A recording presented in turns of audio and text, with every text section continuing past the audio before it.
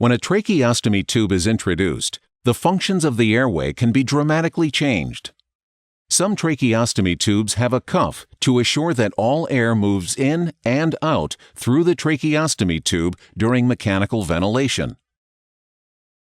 Proper cuff inflation should be maintained at all times. Overinflation of the cuff can cause many complications, including necrosis and trauma to the delicate tracheal tissues, as well as esophageal impingement with possible swallowing difficulty and reflux. Proper cuff inflation is best achieved by measuring the pressure in the cuff with a manometer. Even with proper cuff inflation, complications arise when airflow bypasses the upper airway, mouth, and nose. Normal sensation and airway pressures are lost. As a result, tracheostomized patients have diminished or absent functions of the aerodigestive tract.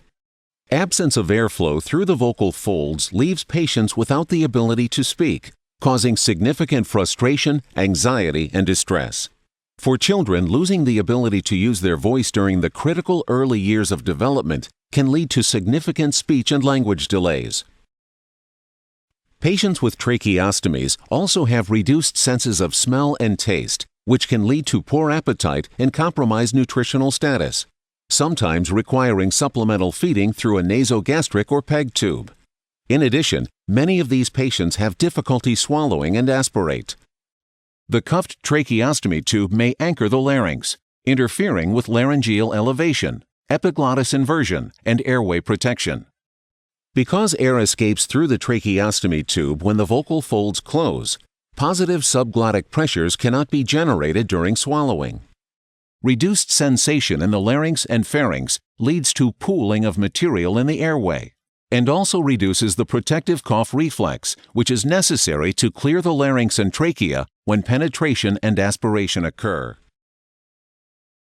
When patients are unable to breathe through their nose, they are unable to filter, warm, and humidify the air. This has an impact on the quantity and quality of their secretions. Because patients cannot sense these secretions and generate the necessary pressures to cough, secretions accumulate in the airways, requiring suctioning by a caregiver and increased risk of trauma and infections.